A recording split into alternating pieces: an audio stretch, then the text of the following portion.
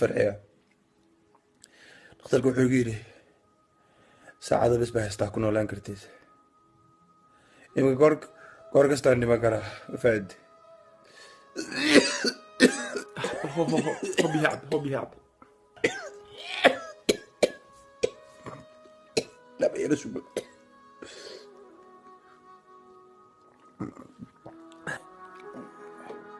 anu markaa dhinto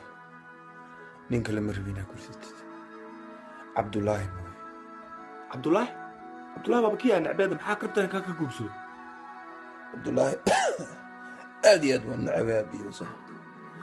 anu waxaan rabaa adduunyada naartii aanan ku noolaa inuu asagana ku noolaado inuu asagana ku noolaado ee asaga keligii guurso